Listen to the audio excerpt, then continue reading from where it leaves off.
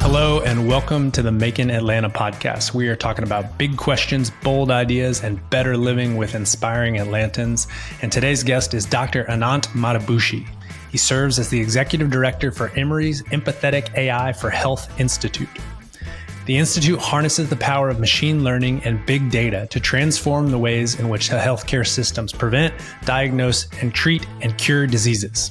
This three-pronged mission of the Institute is to innovate, deploy, and to scale up accessible, cost-effective, and equitable artificial intelligence tools into healthcare solutions for patients at Emory Healthcare and ultimately across the globe. They're doing a ton of exciting things in AI. Some of the things that he was telling me about in the episode that will be prevalent and normal in the next 5 to 10 years just kind of blow my mind as to what's going to be possible. It's no surprise, Dr. Madabhushi is an accomplished biomedical engineer. He's got more than 100 patents issued or pending. He can take these concepts that are really quite complicated and put them in language that you and I can understand. And he has a big heart. He wants this technology to make the world better for you and me and for everybody. So we talked about the promises and the potential unforeseen consequences of precision AI medicine, what advancements we can be excited about and expecting in our lifetimes, and why Atlanta is the perfect place for this type of research. Without further ado, please enjoy the episode with Dr. Anant Madabhushi. Dr. Madabhushi, thank you for being here. Thank you for spending time with us today. Absolutely. Thank you for having me. So the Emory Empathetic AI for Health Institute, quite a name. Can you tell us about the Institute, what it is, and also curious, how you decided on that name and why empathetic in the name? That's a great question. Thank you for asking me that. So we launched the Emory Empathetic AI for Health Institute about 8 months ago. And the reason we decided to launch the Institute was to really leverage and harness the power of artificial intelligence with routinely acquired data. So I'm talking about pathology, radiology images, to really further the promise of precision medicine. The truth is that today we have way too many people in the United States and abroad who are being misdiagnosed with various diseases, who are being overtreated and being overdiagnosed for a number of these diseases. And that really has some very significant implications. A lot of patients here in the United States end up getting overdiagnosed and overtreated for diseases that did not require toxic treatments like chemotherapy or immunotherapy. Beyond the toxicity of these treatments, we also need to acknowledge that in the United States, we have an issue of financial toxicity. And what that means is that something like 42% of cancer patients in the United States will lose their life savings, many within 1 to 2 years of that initial cancer diagnosis.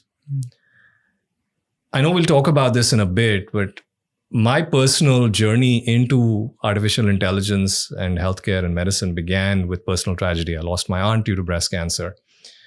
And to me, it has always been very much about the patient. Technology and innovation is important and critical insofar as we can bring it to patients and actually impact patients' lives. And the name is therefore very intentional because you can't really think about translation of technology to patients and think about impacting patients unless you're intentionally empathetic. And that's why the name, the Emory Empathetic AI for Health Institute, while it being a mouthful, is very intentional because we recognize that you could have an institute that is just focused on innovation, and there's nothing wrong with that.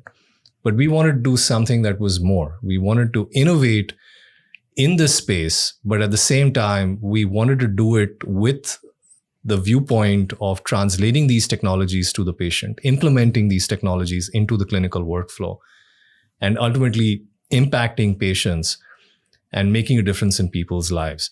And so that's the reason we launched our institute, like I said, about 8 or 9 months ago. And we've grown in the time that we've launched it. We've recruited 7 or 8 faculty to the institute. And so things are off to a promising start.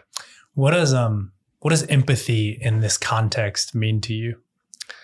Right. So I grew up in India, and growing up in India, which is still a low middle income country, you recognize that people in the third world, in the developing world, simply don't have access to the resources, the technologies, the assets that you would have in the first world, in the developed world. Like I said, I lost my aunt due to breast cancer when I was still a teenager. And that had a very profound impact on me. And as I look back on my professional and personal journey, I realized that really what I wanted to do, my career path, was really driven by the goal of having an impact on people's lives, particularly on those people who may not have the opportunities or the resources to take care of themselves like you might find in the more developed world. But one of the, I moved to the United States about 26 years ago. And one of the things that I've come to recognize is that in spite of America being the first world or the developed world, there's still a great deal of disparity.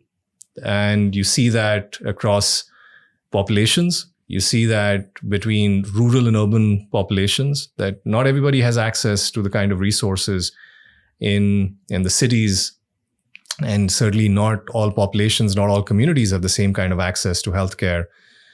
And to me, the use of technology is to try to level the playing field, is try to bring the power of this technology to bring precision medicine, to help in reducing overdiagnosis, trying to identify the right treatment for the right patient, and do it in a way that is empathetic, to do it in a way that is equitable, to be able to have a positive impact on the lives of people of all colors, all communities, all populations, and ultimately to do it across the world in a global sense. So that's the way I think of empathy, and that's the intentionality in having it in the name of the Institute. Yeah. And can you give us a primer, a definition on what you mean when you say precision medicine?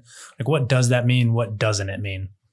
Sure. I think there are several different definitions to precision medicine. So I will give my definition, my sort of biomedical engineering definition. So by the way, I should just quickly mention I'm a biomedical engineer, a lowly biomedical engineer. I'm not a physician who has dabbled in this space. So I will humbly seek forgiveness if my definition perhaps does not align with the other sort of common definitions. But the way I see it is that the current rubrics that we have for treating patients today is based off criteria that are still fairly crude, right? Even with all the advancements that have taken place in genomics, in molecular advancements, we still use criteria like stage to identify patient risk groups and then to treat those patients. I'll give one specific example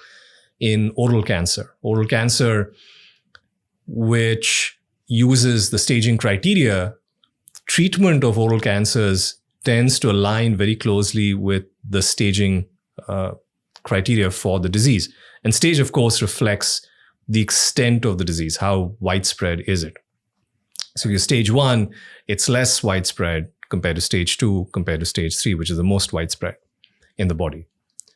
Now, it turns out that in oral cancer, stage is very closely aligned with treatment. So if you're stage 1, then you're going to get surgery. If you're stage 2, you might get surgery plus radiation therapy. If you're stage 3, you might get radiation and chemotherapy. And to me, it feels like we've taken the use of stage as a bucket to take these patients and put them in this bucket. And now we're assuming that all the patients in that bucket are going to react or respond to treatments in the same way. And what we've come to realize, of course, is that there's a great deal of heterogeneity in diseases like cancer. So that, Joe Smith and Jack Smith, even though they may be the same age and live in the same neighborhood and might be diagnosed with the same stage of cancer, may actually respond very differently to diseases because of the heterogeneity at a cellular level of the disease. And that's where we're trying to leverage artificial intelligence with routine data, radiology scans, pathology scans, to come up with more granular buckets. In other words, can we look at that bucket of stage 1 cancer and try to identify smaller, more granular compartments, where the patients who are in those compartments have a greater deal of homogeneity or similarity in terms of their disease and therefore their response to treatment and their outcome. And so that's really where we are thinking of the use of AI to help improve the granularity of current risk stratification. So the way I think of precision medicine really is that alignment. How do you take the use of technology and come up with a more granular risk assessment of the patient risk? And how do you come up with finer, smaller, more homogeneous risk groups that might respond to a particular treatment in a similar kind of fashion? Because the current criteria that we have, like stage, simply doesn't cut it. And so we need to do better. So that's what we're trying to do. Now, a lot of the precision medicine that is currently practiced is based off molecular-based profiling. And obviously, a lot of cancer is based off the genomics, is based off the molecular underpinning of the disease. But our research and research in other groups as well has now demonstrated that there's a lot that we can leverage from CT scans, from MRI scans, from pathology images. And there is a fair amount that we can predict about the molecular underpinning of the disease, even without having the genomic profiling. And that's, to link it back to what I said about empathy, this is the opportunity, because if you can start to predict the molecular features of the tumor by looking at a pathology slide or by looking at a radiology scan, now you start to level the playing field, because in my home country of India, you don't have access till today to advanced genomics and molecular-based technologies. And the opportunity to use technologies like artificial intelligence with radiology scans or pathology slides that are going to be available in those countries now allows you to start leveling the playing field. Because even though you may not be able to order a molecular panel or a genomics panel, we can start to make predictions about the aggressiveness of the disease, about the molecular underpinnings of the tumor, and start to bring the precision medicine concept or affordable precision medicine to the less developed parts of the world. Yeah. And you mentioned overdiagnosis a number of times. How core is that to the problem? And is it really about preventing overdiagnosis, or is it about, now instead of 3 stages, we maybe have 24 or whatever the number is, where you get to those smaller risk profile groups, and then you can treat differently within those? Like, is it just overdiagnosis? Is it more precise, individualized treatment groups? Like, what does that look like? Yeah, that's a great question. I think it's a little bit of both. So I think overdiagnosis, I think there's no question that is a real problem. And I'll switch over to a different kind of cancer. Prostate cancer is a great case in point, where 1 in 7 men in the United States will be diagnosed with prostate cancer in his lifetime. 1 in 40 will die on account of it. Now, I'm not trivializing or belittling the fact that we lose 29,000 Americans every year to prostate cancer. It's a big number. But it is something to consider that 1 in 7 men are being diagnosed with prostate cancer. And there is a discrepancy between the actual mortality because of prostate cancer and the number of people being diagnosed with prostate cancer. And the vast majority of men being diagnosed with prostate cancer will likely die with their prostate cancer rather than on account of it. And that's a really important point, because what we are still doing in 2024 is we're still throwing the proverbial kitchen sink at a lot of these fairly indolent prostate cancers. We're treating them with radiation, we're treating them with surgery, and subjecting them to fairly invasive toxic therapies that they could likely avoid. And so that's a classic example of where AI could help really distinguish between the more aggressive and less aggressive tumors and help alleviate this issue of overdiagnosis and therefore the issue of overtreatment. Because at the end of the day, it's not just the overdiagnosis issue, it's the overtreatment issue, right? Because you're calling something as aggressive, now you end up applying radiation therapy or applying surgery to these patients and subjecting them to fairly toxic, invasive treatments that they may not really have needed. And now you've introduced more complications. And then it also links back to that issue that I mentioned earlier, which is financial toxicity, and this staggering statistic of 42% of Americans, newly diagnosed cancer patients in America, losing their life savings. I mean, a large part of that is because of overdiagnosis. But to go back to your original question, I do think that at some point in the future, hopefully we'll be able to get to something that is truly personalized, where we are able to leverage the power of technology to be able to come up with treatments that are truly individualized. The fact is we're not there yet, and it is going to take a while before we get to that point. But in the interim, I think the use of technology like what we're developing in the Institute can really help us address the overdiagnosis, overtreatment issue, so we can prevent patients from being subjected to toxic treatments that they may not benefit from, and that might actually end up causing them harm. Yeah. I want to keep going on the thread of personal implications of precision medicine. But first, I want to make sure that we ground ourselves in your journey. And I imagine there have been a lot of forks in the road where you could have taken different paths. How did you wind up here working on the Empathetic Institute? How did you wind up in this field? Yeah, thank you. That's a great question. So like I said, I think the inflection point for me, one, was the personal tragedy, losing my aunt due to breast cancer. But perhaps even before that, growing up in India in the 90s and growing up in an Indian household in the 90s, you really had two options. You either became an engineer or you became a doctor. And so I wasn't the smart one. My sister was a smart one. She's a vascular surgeon. So I had to settle for engineering. And I'm being facetious, obviously. But I ended up getting admitted into a university, into a program that had biomedical engineering. And that was really eye-opening because it made me realize that even though I wasn't going to end up being a physician or going to medical school, I had the opportunity to have an impact on the way physicians practice. And that's sort of when I started to appreciate, during my undergraduate training in biomedical engineering, about the power of technology to have a positive impact in the field of medicine. The personal tragedy happened, and I think at that point I realized I've got to do something. I mean, I can't simply fritter away this background, this expertise, the skill set that I'm developing in biomedical engineering. I have to do something to make an impact in the lives of cancer patients.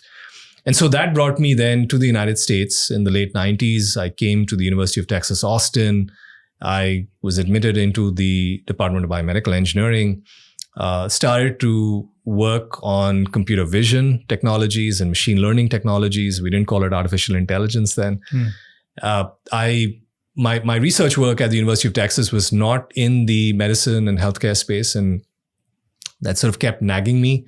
And I knew that that's the area that I wanted to be in. And so in 2000, I made the decision to leave the UT Austin. I loved Austin, but I really wanted to work in the biomedical space. And so moved to the University of Pennsylvania, where I got into the PhD program.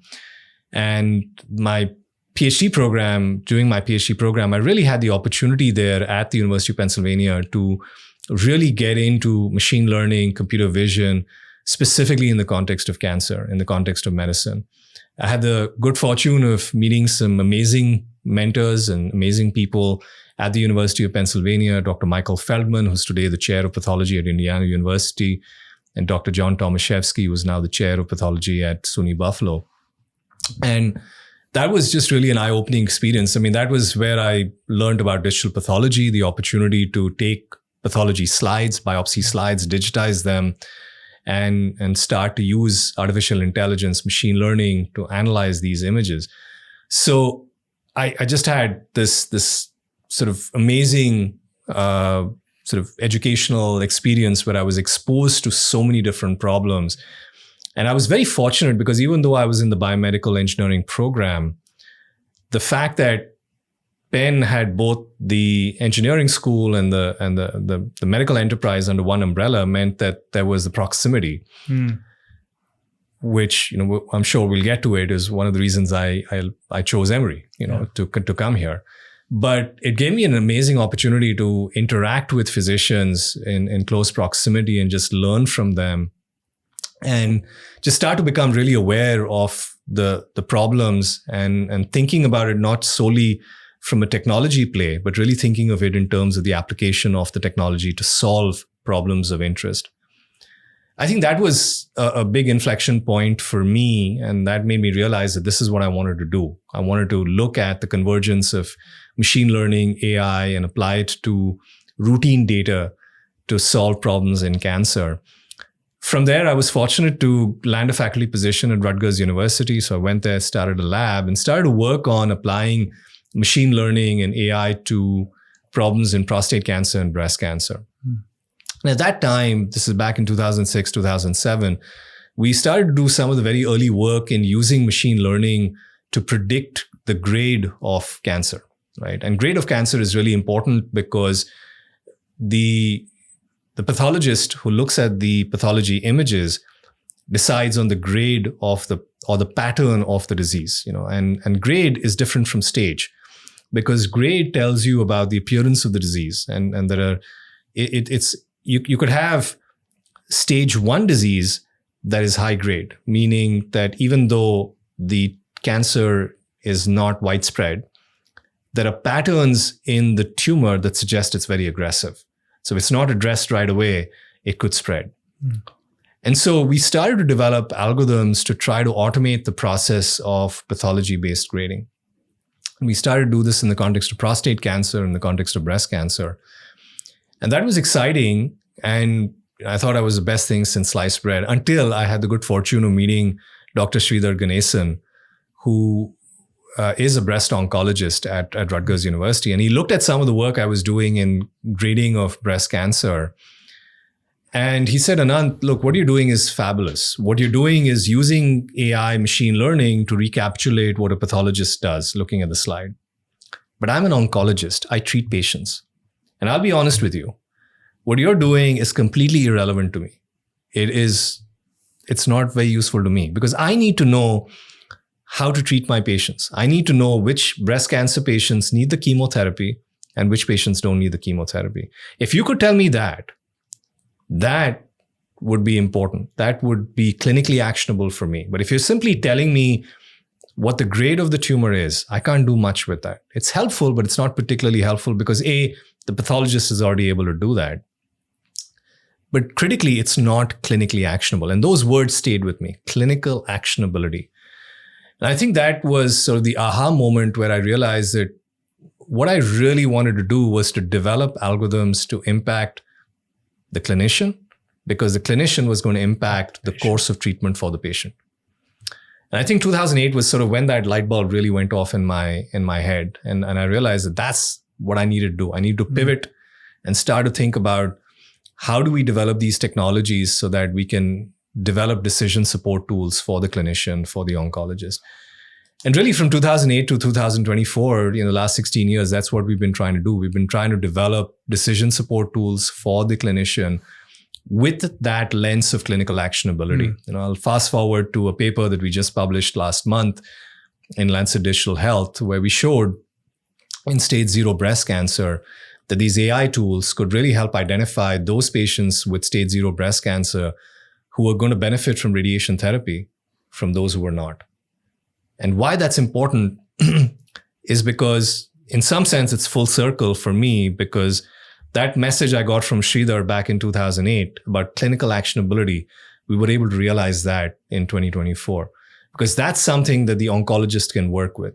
Do you give radiation therapy to this patient? Do you withhold radiation therapy because they're not going to benefit? And that was really important. And so that's really that over the last 16 years, that's the journey we've been on. Now, along the way, I switched. I left Rutgers University. I went to Case Western in Cleveland, built up a large lab, a large center, a number of students, did a lot of research. You can see from my ego wall, we've had some successes along the way. For those who can't see the whole thing, this is covered in patents all around the office. Right. And so that was great. We had some successes along the way. We got some media coverage. But I think I kept going back. I think there was a sense, particularly around COVID time, we were all sitting in our houses and we had a lot of time on our hands to think. And I think it was around that time that I just started to think about, what do I want to do? And perhaps, I thought about my aunt, and I thought about why I started to do what I was doing. And we were doing the research, we were publishing the papers, we were getting the patents, but I just felt that piece about translation to the patient was something that I'd maybe drifted a little bit away from. We were still developing the technology, but I wanted to be more engaged and invested in the translation of the technology to the patient. And so that was when the opportunity at Emory arose. I reached out to the provost, Dr. Bellam Konda, who I'd known for a while, told him that I'm curious, sure. How does that recruitment process work practically? Did you hear about this role being open, and when they were considering people, who calls who there? How does the market clear for getting someone like you from Case Western to Emory? How does that work? So the way it was is that I sent a note to Ravi Bellam Konda, the provost, who I'd known for a while. He wrote back within 30 minutes and then called me and said, that's fabulous. He had just been recruited from Duke to Emory. And so at that point, the Empathetic AI for Health Institute was launched, and they were looking for someone to do this? No, it had been launched. What did you hear about that spurred you to write him? What I heard was, that Ravi was going to Emory to become the provost. And Ravi was a fellow biomedical engineer who I had a great deal of respect for, who I'd known for a while. And I also knew that he was very focused on bringing AI in humanities to Emory. So I knew those two things. And because I knew those two things, I reached out to him. He knew about my work, and he realized that here was a big opportunity to carve out a space within the AI humanities umbrella that focused on AI in health, AI in medicine.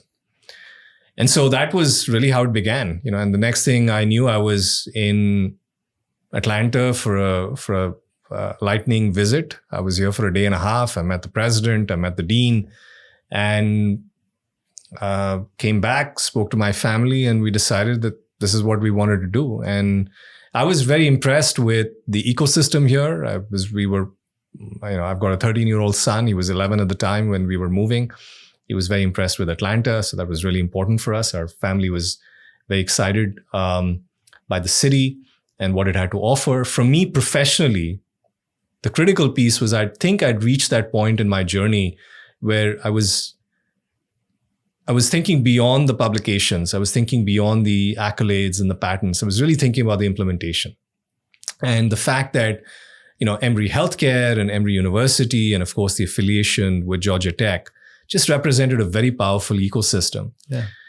And like you picked up already, I think this idea of trying to bring technology to underserved populations has been very front and center for me personally.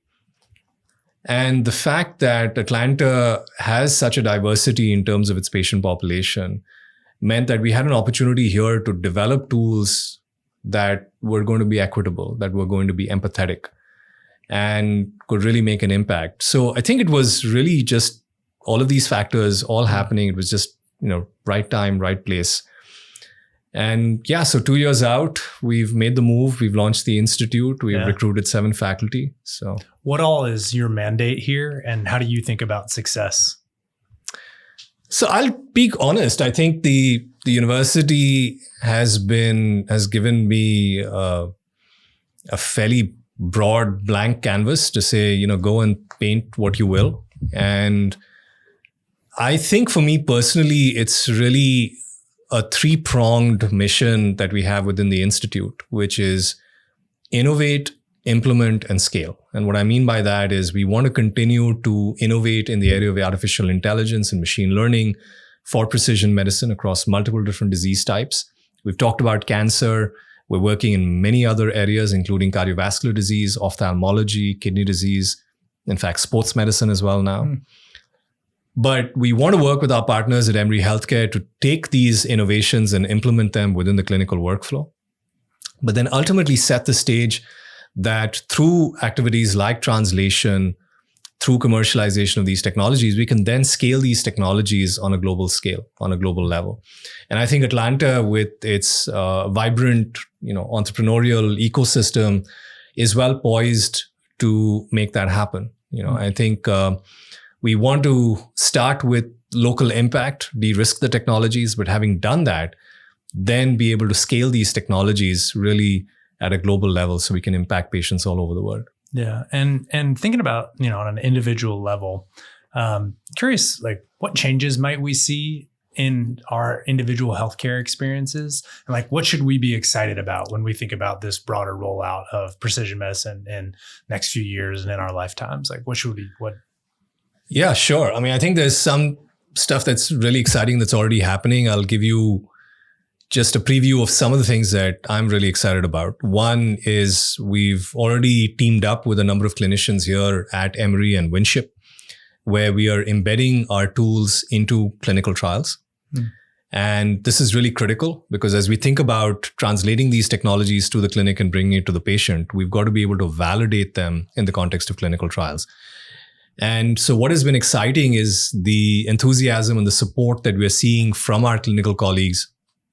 And they're reaching out and wanting to engage. And so we've initiated one trial right now, and we have a few others in the works, where we brought these tools into the prospective arena. So we are running these tools in the context of patients who are being treated in a prospective manner. And so we're really excited by that because that data will then become the basis of clinical implementation, right? So you got to validate these tools, and prospective validation is the highest level of evidence. So we're really excited that we're doing that. Can you define prospective validation? Yeah, sure. So a lot of the validation that happens in the context of artificial intelligence is to go back and look at patients who've been treated in the past.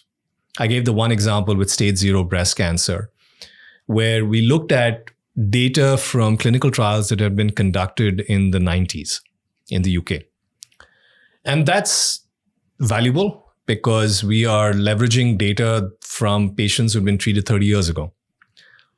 But we also want to make sure that these tools can work and can be implemented in patients who are being treated right now. And so that's where the clinical trials become so important. And embedding these AI tools into prospective clinical trials means that we are analyzing scans and data in patients who are being treated today. Now, I'll qualify here that the trials that we have that are going on right now, the clinician is not changing his or her treatment strategy right now. And that's important to understand because you first have to do what is called an observational study where you implement it, you generate the data. But that is the first step in then being able to create that interventional study. And so that is something I'm very, very excited about. But on the technology front, there's a lot of really exciting data that I hope to be able to report on very soon. I'll just sort of give you a quick preview. We're working with our colleagues in the Brain Health, the Goizeta Brain Health Institute, where we've been analyzing with artificial intelligence images of the eye of patients at the Brain Health Clinic. And I can tell you it's pretty amazing. We can actually identify the presence of Alzheimer's based on artificial intelligence interpretation of images of the eye. Just standard fundus images. External eye images? Just fundus images, just routine fundus images. You go in to meet your ophthalmologist for a checkup of the eye. It's the kind of scan that would be done. Wow. And so just based on analysis of that, we're able to identify who might have Alzheimer's versus not. We have data showing that analysis of those images of the eye, we can predict who is likely to have a major adverse cardiovascular event within 10 years. We're able to predict who is going to have kidney failure in the future. In fact, we're finding now, this is some, very, very recent data that we've generated where we're even able to predict the onset of certain cancers within 10 years based off an analysis of images of the eye. And so to me, the thing that I'm really excited about is to bring those technologies and make that part of the fabric of our Emory healthcare ecosystem, where you can imagine a patient walking in the door and they get this eye image done, and immediately you sort of get a cardiometabolic neuro profile of all of these risk factors, and you can do it all of this can be done very quickly just based off images of the eye. Of course, we're doing a lot of other things with radiology scans and pathology images, but that's how I think we can start to really bring the promise of precision medicine to patients very rapidly and quickly, and to do it in a way that is not intrusive, not complex, not expensive, and do it quickly. I think we really have an opportunity following validation. I think we have an opportunity to bring this to patients very, very rapidly. I was going to ask if there are risks and downsides to be aware of. I'm curious, like you go in, you get your eye scanned, they tell you you're at heightened risk of a cancer developing in the next 10 years. Is there a world in which like that's just terrifying to people? And if they don't have levers that they can pull and diet, health, exercise, other lifestyle, all you're doing is giving them what feels like a death sentence. And if anything, it might have a negative impact on quality of life over that time period if they're going to get the cancer anyway. Yeah. Like, does that resonate? How do you work around fears like that? Right. Like, yeah, no, that's a great question. I think the anxiety issue is a very real one, and so I think a lot of this is in making sure that it's, again, I go back to that phrase that I use, clinical actionability. Sure. And I think one of the things that we need to think about and talk about as we think about implementation of these AI tools is how is the information being provided to the patient? Because really, providing information that is just going to increase your blood pressure or increase your anxiety is not very useful, not very helpful. So one of the pieces, this is still obviously very new, but one of the pieces that we are connecting this to is, what potentially might be the remedial strategies that this kind of information could be linked to. Yeah. So that rather than simply saying, okay, guess what, your likelihood of developing a malignancy or your likelihood of a heart attack in the next 10 years is 70%. How do we make that more actionable, remedial? And I don't have all the answers. Yeah. But, would you want to know if I could tell you today, you're going to have a malignant tumor in 10 years, would you want that information? I think I personally, I think I would, I think I would. And I think this kind of approach becomes very useful, particularly when you're having conversations around cessation for certain habits, right? Sure. So you take tobacco cessation. Having a conversation with somebody about giving up smoking, potentially might be more challenging than if you were to have that conversation with, hey, we've done this analysis and there is a 78% likelihood that you're going to develop, lung cancer in the next 3 years. I think it is a little bit of fear mongering and it increases your anxiety, but potentially becomes a way of helping, change habits. And so I think that ultimately that information has to be provided in a way that is positive and that results in a pathway for change and positive change. Sure. Right. And certainly we don't want to sort of, come across like, hey, this is what the AI is saying and there's a certain finality about it. Right. Yeah. I think that's not the point. And it's also important to understand, of course, that, the AI is about probabilities. And sure. It's important to understand because this is a concept that often gets conflated.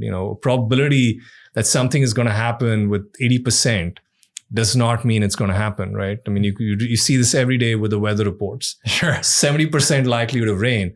That means that there's a probability. There's a 70% probability it'll rain. It doesn't mean it is definitely going to rain. Yeah. Right? And that's important to understand as well. Yeah. It strikes me that there's a big difference in how it would be received, at least for me, with the level of agency that I would have on being able to change it if I change lifestyle factors. Yeah. Like it's one thing if you said, here's your AI death sentence about your dementia that's coming in 10 years, you can't do anything about it, right. Compared to, hey, you're on a glide path that might lead to heart disease, right. But here are 10 things that you can do regularly now to change your risk profile. Exactly. I mean, it's super delicate to get that messaging right. Right. But that's where, we also recognize and understand, and that's why as the Institute, we are working with implementation scientists, we're working with neurologists, we're working with cardiologists who are able to suggest and propose some of those remedial factors, right? So if the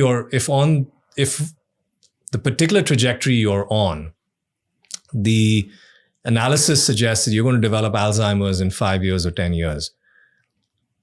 Being able to provide, along with that information, the kind of activities or kind of interventions that would allow you to pivot or change that trajectory and move into a different path so that you reduce the likelihood of that event, I think is very positive. Now, as the data scientists, the AI engineers, we don't have the wherewithal to be able to provide that kind of expertise, but that's exactly why partnering with the Emory Goizeta Brain Health Institute, the cardiovascular clinic, becomes so critical, right? And that's really what we want to do, is not just simply provide the AI information, but AI coupled with potentially what could be remedial or set you on sort of an alternative, more positive path. Yeah, totally. Is there anything that people could or should be doing to prepare themselves now to better take advantage of precision medicine, like when it really becomes available at scale? Or is that something where we just got to wait for the technology to improve and the clinical trials to be proven out, and at that point it gets rolled out? Well, I guess I'm going to change your question a little bit. This sort of precision medicine, and obviously we're talking about artificial intelligence here. I think that one thing that has been happening is that there's a great deal of anxiety that artificial intelligence, more generally conjures up. And the one thing that I have to explain to clinical colleagues or physicians is that, AI is not magic, right? It's really at the heart of it, it's pattern recognition. It's learning patterns based off a lot of data that it's been fed. One of the things that's really important with technology is understanding the limits of the technology, understanding what it can and what it cannot do, but also critically making sure that we appreciate the validation of the technology. So when we talk about AI for precision medicine, it's really important to understand what and how it's been validated. And that's something that I pay a lot of attention to, because there's a lot of buzz, there's a lot of hype around this space, and there are a lot of fairly inflated advertisements, if you will, about what AI can do. Sure. But in all of that, I look at and scrutinize very carefully to really understand exactly what is the evidence that has been provided in these studies. And I think that's really what is critical. I know I'm not exactly answering your question, but to me, it becomes really imperative for us as a community to hold up the vendors, to hold up the providers of these technologies for precision medicine, to truly being able to provide the highest level of evidence that this is actually going to move the needle forward, that's not going to harm, and that if you're going to change the status quo, you're going to do it for the better, and Sure. that the reward is worth the risk. Because that's really important. And I think that we have to be very, very careful there. My biggest concern right now with AI and precision medicine is that we run the risk of embracing some of these technologies too quickly without a sufficient level of validation. And one catastrophic error somewhere will not only impact that particular vendor or their particular product, but really just bring the entire field backwards. So that's the big concern that I have. And what would be an example of what one of those errors might look like? Right. So there are technologies today, AI technologies today, that are getting approved for, say, predicting the kind of therapy that somebody could use for cancer. And if some of these technologies are being used by clinicians without sufficient validation, and we change therapy for a given patient based off that particular technology, and it harms the patient because it made the wrong decision, then that to me is an example of a catastrophic error. And that's really where we have to be very vigilant, and we have to really look at the data and make sure that the validation of this technology is being done, in the most rigorous kind of fashion. Yeah. Totally. Yeah. Any other downsides or risks, ethical considerations that you think of when you contemplate the broader rollout of these technologies? Yeah, absolutely. I think that the other big piece of all of this is the equity aspect, like I mentioned. We have to make sure that these tools are equitable.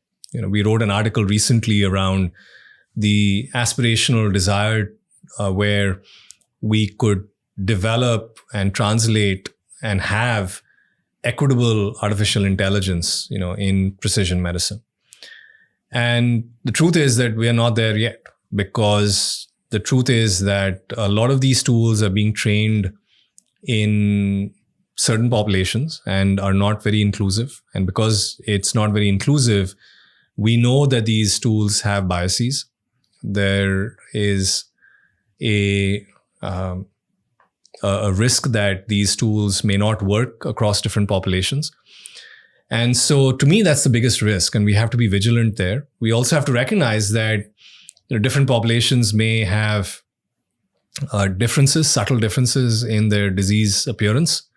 And the AI has to account for that. And the AI is not going to be able to learn that or see that unless it's exposed to data from multiple different populations.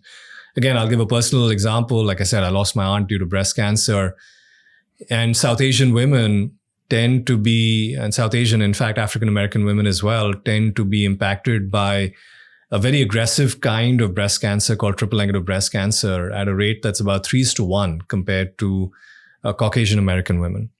And that is beyond, and it's been well established that this goes beyond, socioeconomic differences, beyond social determinants of health. There are potentially biological differences that manifest in different populations.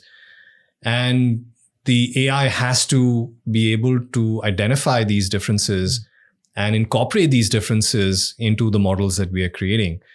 And if you're not exposing the AI to diversity of patient populations, then the truth is it's not going to work in different populations. And that's something that I'm concerned about. And that's something that, is a real concern, because that is another big risk, right? Yeah. If you had to give kind of a letter grade for how the technologists developing these solutions are doing in terms of exposure to that requisite diverse population, how would you grade it right now? Probably a C. Huh. Yeah. What would move the needle on it? And why is it only a C? I think it's a C because, quite frankly, I think so let me just step back a little bit before I throw anyone under the bus. Let me clarify that this, of course, we all acknowledge that AI is a very rapidly moving field. And there is tremendous strain on the regulators, talking about the FDA and the regulatory bodies elsewhere, that have to regulate these technologies, right? So as you know, as we talk about AI technologies, before they're actually used in patients, they have to go through regulatory approval. That is, in the United States, they would go to the Food and Drug Administration, they would be approved as software, as a medical device, and then they can be used in patients. The problem has been, I think, that because of the pace of change and advancement of these technologies, and particularly now with generative AI and large language models, our regulatory bodies have not been able to keep up with these advancements. And because of this chasm, in some sense, between this knowledge gap that exists, the regulatory bodies have not been able to come up with a clear set of rules or guidelines as to what the expectations should be for these tools. And because of that, a lot of technologies have been approved where the data that has been presented to the regulatory bodies has not been comprehensive enough. So somebody may come in and say, well, I have validated my algorithm for stroke detection on 300 patients. And that technology then gets approved by the FDA, and this technology is now being used in patients. But the FDA is only now starting to realize that, well, those 300 patients, how many of those were Black? How many of those were Hispanic? How many of them were men? How many of them were women? Because all of those could have significant implications. And I think up until now, we have not had a stringency with regard to looking at some of those factors and looking at those variables. Now that's changing, right? But I think a lot of vendors to date have not bothered to do those more rigorous assessments because it requires more effort, right? It's much easier to go, if you're, in a population where maybe there's not a great deal of diversity, then perhaps you're not going to have a lot of African American patients in your patient pool. And so maybe you want to get this approved, your investors are banging on the door, you've got to show some results. And so it becomes a challenge. So I think that's where maybe the regulatory bodies could, provide the stick to really enforce more rigor in terms of the validation data and showing a diversity in terms of the validation population. Yeah. Yeah. Makes a ton of sense. And, in addition to regs, I was curious if there's anything adjacent that needs to be developed in order to help precision medicine, AI-enabled precision medicine come to market and be fulfilled. I was kind of thinking about, all right, what would be true if this were really commercialized? Like there might be lower risk profile for certain diseases. People might live longer. Is there need for, increased geriatric care? Like what else needs to happen in concert with the broader rollout of AI-enabled precision medicine for it to be as effective as it could be? Wow, that's a great question. So what are the implications of precision medicine? If we all live longer, what are the implications?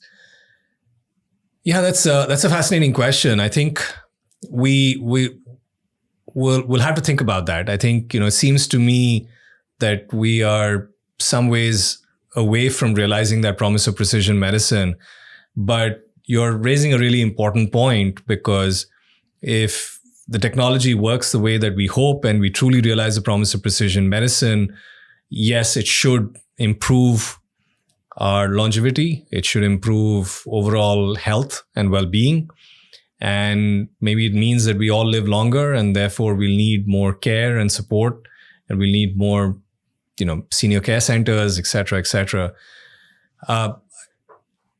I'll have to think about that. I just don't know the answer to that question, because I guess it just feels like we have so much to do to really start realizing the promise of this. But let me say that what I hope that this technology can also accomplish is that it starts to, I go back to that word clinically actionable, and action is really the most important part of that phrase. Maybe it will allow us to intentionally make and take a different action to change. And I hope that, as we start to use technology and technology starts to inform more about us and our health, that we don't take it at face value. We don't take it for granted, but we actually start to use that information to modulate and change and be more healthy, maybe Sure. exercise and, more leafy greens in your diet and so on. Yeah. The ideal day-to-day application of this would be, we feel awesome a way higher percentage of the time. The other thing that I was curious about is just like what happens to insurance markets. And this might be another place where we really need regulators to come in and set the guardrails. Cause like you're talking about scanning someone's eyes and knowing with high degree of fidelity what risk profile they have for certain diseases. It's like that really changes the, arithmetic involved in putting an insurance score against them. And like, could folks get screened out of certain insurance? Just seems like the ripe for potentially, predatory Abuse. insurance practices. Yeah. So I was just trying to think around what other adjacencies like might have to be true in a world where we're able to get that much more accurate with our healthcare. Yeah.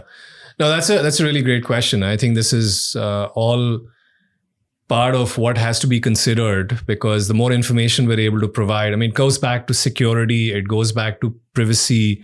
And so we have to think about this deeply. We have to think about it from an insurance perspective. I will say though, that on the flip side, from an insurer perspective, from a provider perspective, I think there is the opportunity with these technologies also to drive down costs, right? So, one of the things that our group has been focused on is looking at lung cancer patients. And over the last 6 to 7 years, the treatment of lung cancer has changed dramatically because of the advent of immunotherapy. And immunotherapy has been, obviously it got the Nobel Prize in Medicine in 2018. And it has been a game changer for oncology at large. But the truth is that these drugs don't work all the time. They, in fact, work at best maybe 25% of the time, and they come at a really hefty price tag of $250,000 per patient per year. But if we could do a better job with artificial intelligence to identify those patients who are going to benefit from immunotherapy versus patients who are not, now that's a significant saving for our healthcare, for our providers, for the insurers.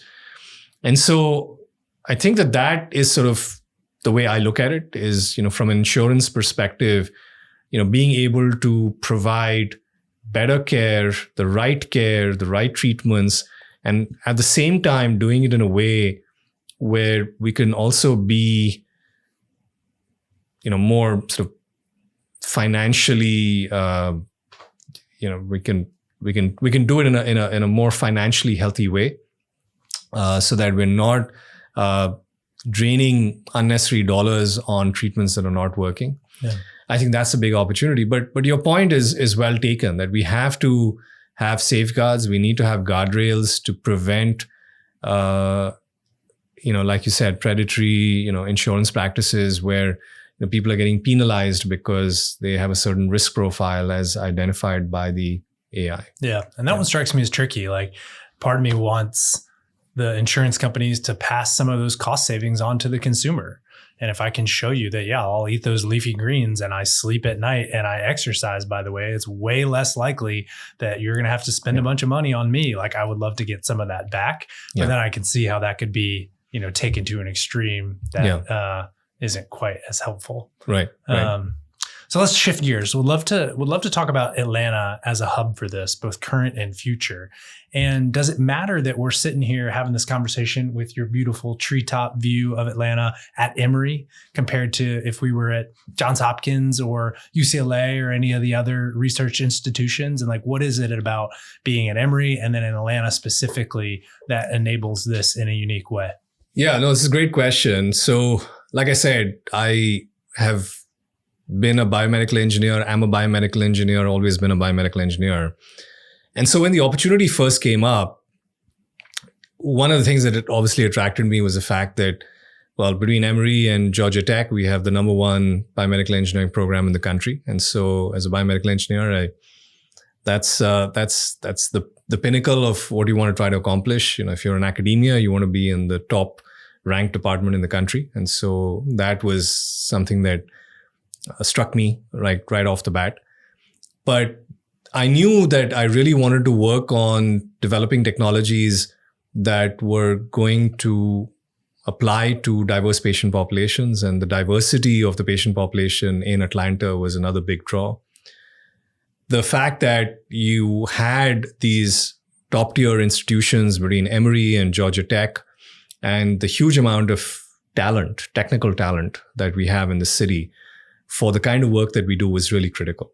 We've got outstanding computer science, biomedical informatics departments here at Emory, and then of course, biomedical engineering between the two campuses, and then of course, electrical engineering, computer engineering, and all the other engineering and computer science disciplines over at Georgia Tech means there's a lot of student talent and a lot of scientific talent for this kind of research. And of course, we have right in our midst the CDC. You've got Emory Healthcare, you've got Morehouse Medical, you got Grady, and just at the back, you can see the VA, right? The Atlanta VA. And so I'm also a proud research career scientist with the Atlanta VA. And so from an AI and medicine, AI and healthcare perspective, to me, this really is the ideal scenario, where you've got, top tier technical institutions, you've got, this amazing medical enterprise with a large catchment area, which is very diverse in terms of the patient population. And so those were all huge draws to me. And then, of course, like I said, we came to Atlanta. We really enjoyed the city. Yes, it's a little crowded and there is traffic, but I've lived in several different places in the US. And I have to say that the last 2 years I've been here, it's really been, I'm going to go out on a limb and say probably the two most enjoyable years, that I've, of the 26 that I've spent here in the United States. Yeah.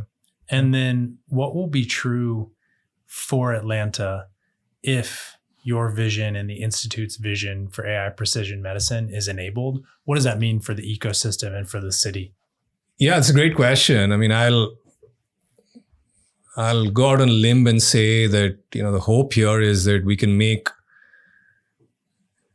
Atlanta the proverbial mecca for AI and medicine, AI and healthcare. That's what we would love to be able to accomplish. And I think that we can do that. And I'm talking not just in terms of scientific innovation and research, but in terms of implementation, in terms of sort of showing to the rest of the country and in fact to the rest of the world, how you can develop these technologies, but you can also implement them, you can bring them into the clinical workflow, and also then set the stage for more entrepreneurial activity in this space. I think we need a lot more of that. We haven't talked about the commercial side or the translational side, but we do need that.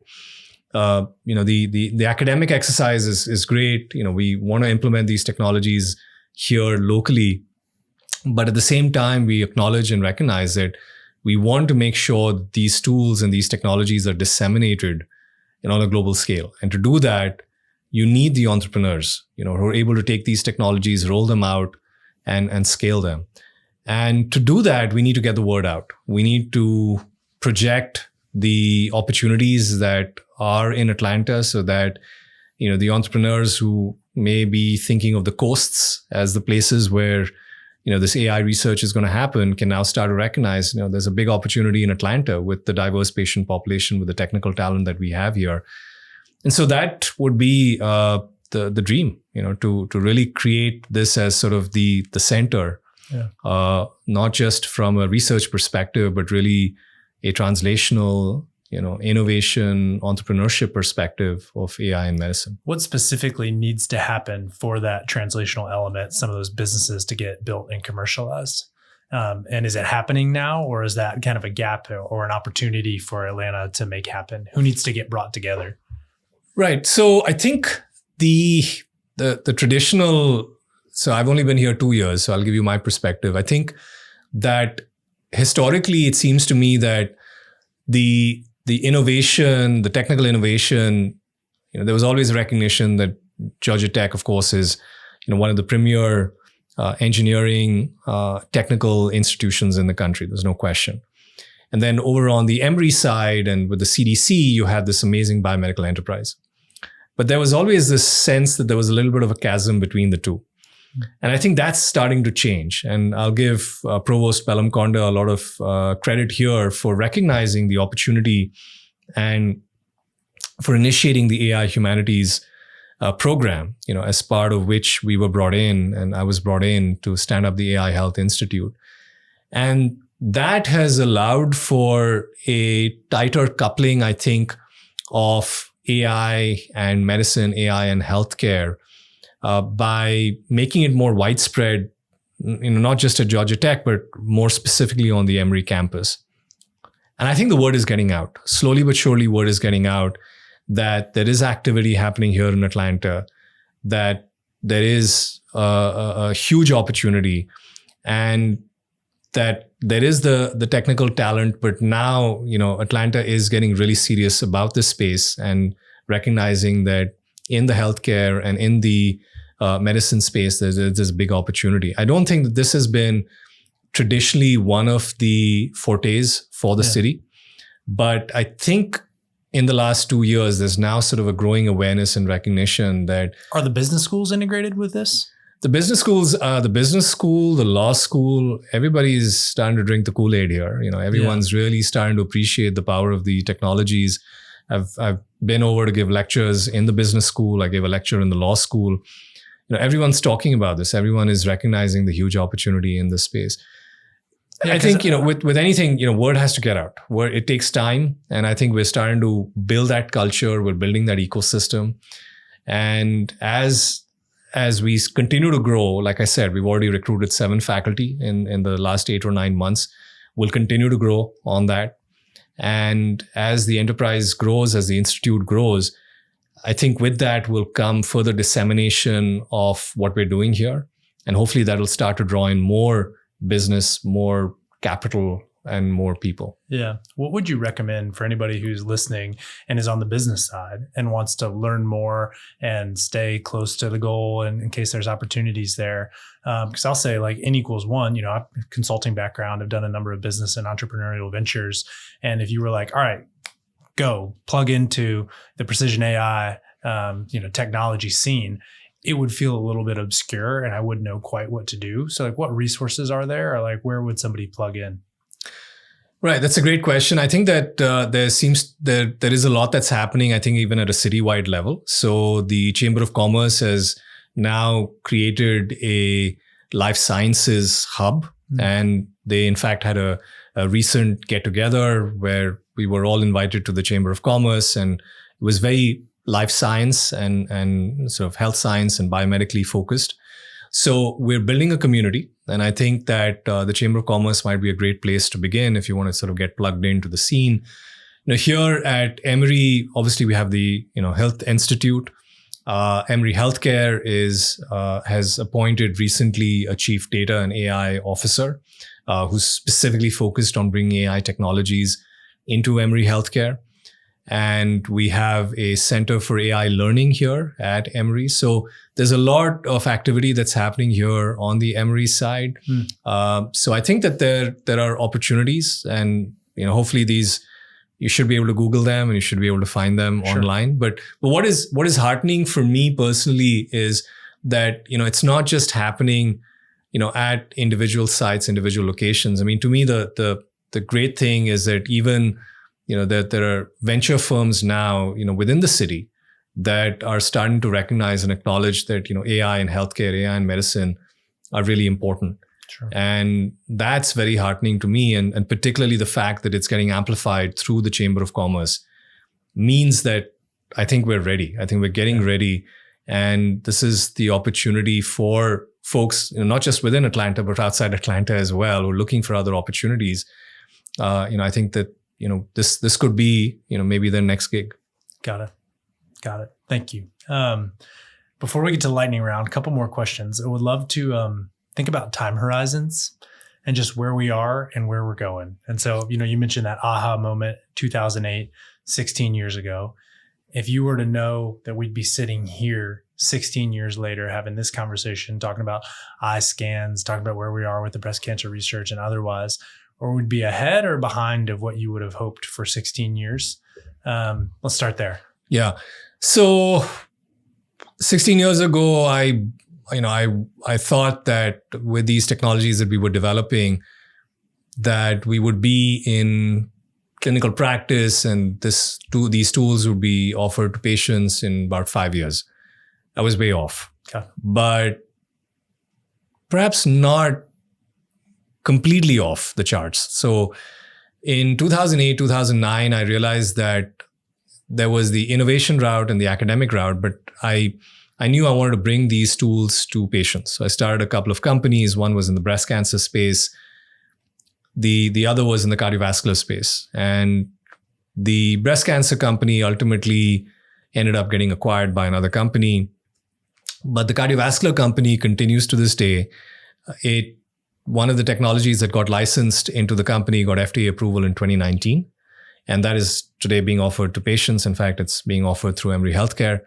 So I'd like to look at that as, one little success that we've had there in bringing technology to patients. About 3 years ago, I launched another company with, again, the intent of bringing technologies, particularly to cancer patients. And so that's something that we're actively working on. I think I've come to realize that, the horizon is sort of, 5 to 7 years from conception, innovation, de-risking of the technologies.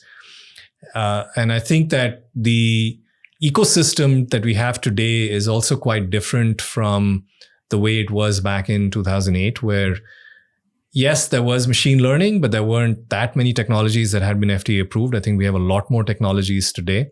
So the economy, the ecosystem is, I think, more amenable to these kinds of technologies.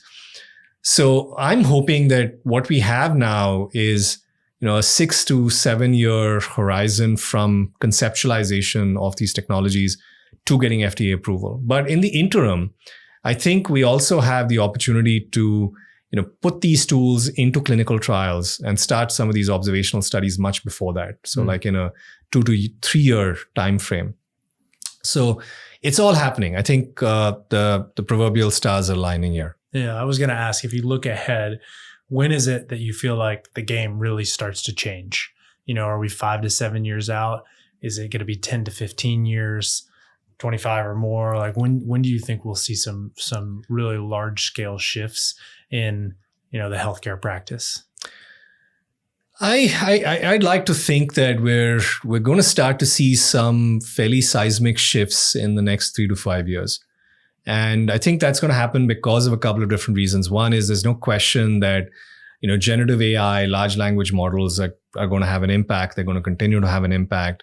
They're going to change the more mundane things. I think we're going to start to see, in terms of the administrative tasks, particularly within healthcare, that is going to get a facelift with these large language models. So maybe not specifically on the medicine side, but really just on the administrative side, in terms of, the note taking. And I think that's all good, because that's going to mean that the physician is going to get to spend more time with the patients rather than being hunched over a computer and trying to, feed in the patient notes into the portal.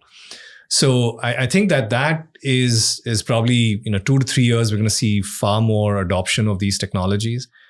The kind of work that we've talked about today with AI and precision medicine, I think I'd like to imagine that, 5 years out, we're going to start to see a lot more technologies that are out there, a lot more clinical trials that are happening with these technologies, potentially a lot more FDA approvals, specifically in the precision medicine space. Some of these technologies getting into the guidelines, because that's really important to drive adoption for clinicians. A lot of clinicians will look to the guidelines on what to do. And so if the AI tool is part of the guidelines, then that's a big incentive to use these technologies. So I think that that's sort of the 3 to 5 year horizon where we'll start to see a lot of these tools being written into different guidelines. And because of that, that's going to drive more adoption. Yeah. Okay. Thank you. Right. So then lightning round. Do we have time for 2 more minutes? Yeah, 2 minutes. All right. We'll do the fast version of these. All right. Your favorite meal in Atlanta so far? Favorite meal? I'm going to say Masti. It's a fusion Indian Mexican restaurant in Decatur. And it's sort of Indian street food with a twist, with a Mexican twist. And I've really enjoyed that. Spell it? Masti, Masti. Okay. What do you think happens to us when we die? I think we transform. I think our consciousness continues in some way, shape, or form beyond our physical self. And I think we just move into a different state. Okay. Is there a book or podcast talk, anything you'd recommend for people who want to learn more about this, or just kind of a favorite book that you recommend to folks? A book that I have really enjoyed and I come back to quite often is called The Emperor of Maladies by Siddhartha Mukherjee. It's a fantastic chronology of the history of cancer that I've really enjoyed, and written by an oncologist, but written in a very, very accessible way for folks who may not have a background in cancer and oncology. Okay. And is there a habit that you see people practicing in modern culture that you think maybe doesn't serve us? And what would you replace that habit with? Okay. So I was told specifically not to talk about looking at the phone. Yeah, totally. We had to eliminate you looking at our cell phones constantly because enough people had said that. Right. So let me switch it around. So I'm not going to talk about elimination of a habit. What I've been trying to do very consistently is come into the office on a daily basis. I like to come in. And the reason I like to come in is because I like to do this. I like to sit across the table, look at people, look at them in the eye and have a conversation with them. Sure. And I know maybe that's sort of a cliched answer, but I really wish we would do more of that. And I just find that we were drifting away from that. And of course, the pandemic didn't help that. big shift. Yeah. And I think we need to reclaim that. We need to reclaim the ability to just sit across the table, have a conversation, look somebody in the eye and have a conversation, and have tough conversations if you need to. Yeah. And not do that on texts and do that on emails. I think we need to, let me just end with that. I think we need to have conversations, and particularly tough conversations in person. Sure. Face to face. Because we know each other now. Yeah. If we had passed each other, having only had one virtual interaction, I'm not sure I would have been confident enough to stop you and say hello, but we know each other now. That's right. It's a different ballgame. Yeah. Well, thank you very much for prioritizing this and sharing your time. Really excited to follow where you all head with this. And I'll get the word out, and we look forward to keeping up. Good luck. Wonderful. Thank you so much. Thank you. Thank you. That's our show today. Thank you very much for listening. Even recording this sparked a lot of really good conversations in my family. Like, would you want to know what's coming down the pipe in your health 10 years from now if it was something that you did have control over, if you did a certain number of lifestyle factors, or if you didn't? And what, knowledge is always power, is it? Or there's some things that maybe we wouldn't want to know. So I think that there's just going to be so many exciting developments that should be net positive for sure, and create a lot of opportunities and challenges around empathetic communication between healthcare providers and patients. And so I'm glad there's folks who clearly care, like Dr. Madabhushi, who are helping healthcare providers and clinicians think about what they want to deploy in their system. So thank you all for listening. As always, if you have suggestions for future episodes, questions, feedback, anything mean to say, please don't do that. But anything else, please respond in the comments or let me know. I'm grateful for you. Have a great rest of your day.